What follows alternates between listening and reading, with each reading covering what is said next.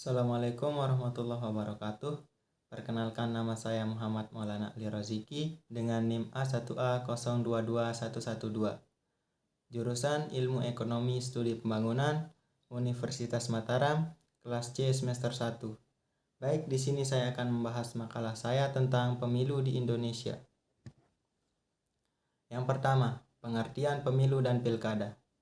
Pemilu adalah sarana kedaulatan rakyat untuk memilih anggota Dewan Perwakilan Rakyat, anggota Dewan Perwakilan Daerah, Presiden dan Wakil Presiden.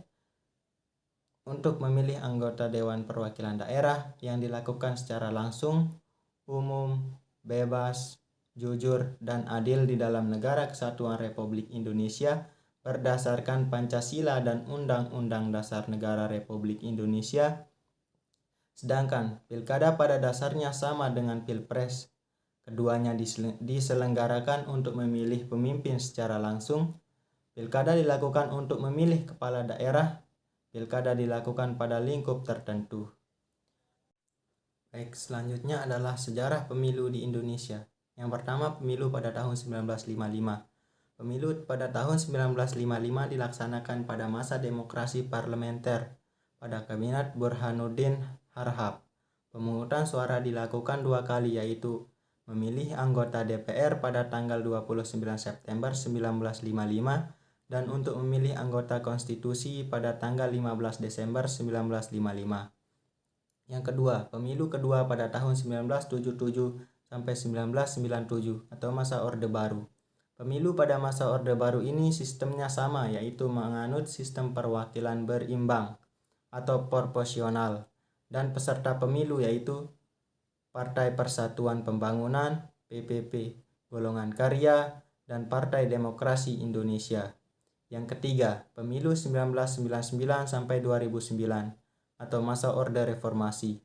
Pemilu 1999 merupakan pemilu pertama pada masa reformasi. Pemungutan dilaksanakan pada tanggal 7 Juni 1999 secara serentak di seluruh Indonesia. Peserta pemilu pada tahun ini diikuti 48 partai politik. Pemilu 2004 merupakan pemilu pertama yang memungkinkan rakyat memilih langsung, yang diselenggarakan pada tanggal 5 April 2004. Dan pemilu pada tahun 2009 merupakan pemilu yang dilaksanakan secara serentak pada tanggal 9 April 2009. Selanjutnya adalah asas-asas pemilu dan pilkada di Indonesia. Yang pertama, asas langsung. Langsung berarti rakyat pemilih mempunyai hak untuk secara langsung memberikan suaranya sesuai dengan kehendak hati nuraninya, tanpa perantara. Hak ini tidak diwakilkan kepada seseorang atau sekelompok orang. Yang kedua, asas umum. Semua warga negara yang telah memenuhi syarat sesuai dengan undang-undang berhak mengikuti pemilu, tanpa ada diskriminasi. Umum berarti pada dasarnya semua warga negara memenuhi persyaratan minimal dalam usia, yaitu sudah berumur 17 tahun atau telah menikah. Berhak memilih dalam pemilihan umum.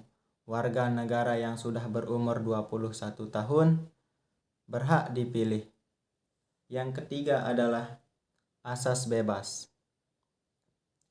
Bebas berarti setiap negara yang berhak memilih bebas menentukan pilihannya tanpa tekanan dan paksaan dari siapapun.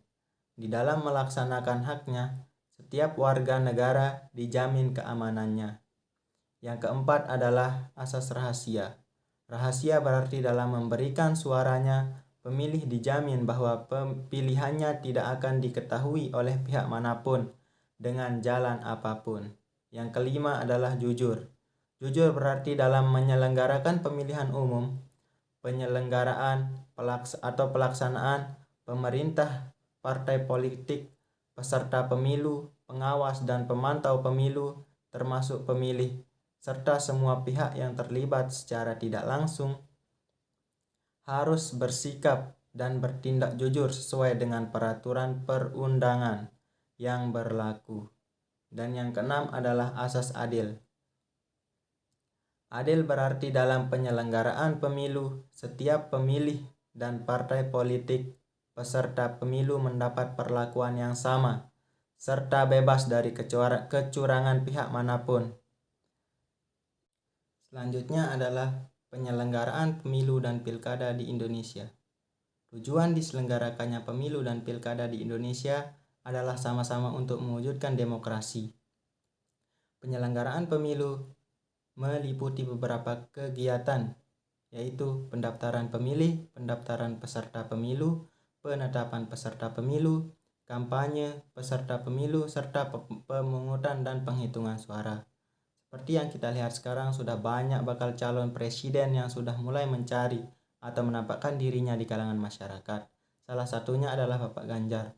Sudah terjun ke kalangan masyarakat guna meyakinkan mereka akan visi, misi, dan program-programnya, padahal Pilpres masih sangat lama. Kegiatan yang dilaksanakan dalam pilkada hampir sama dengan pemilu. Perbedaan utamanya hanya terletak pada tingkatannya saja. Baik, mungkin hanya sekian pembahasan dari saya. Mohon maaf atas kekurangannya. Assalamualaikum warahmatullahi wabarakatuh.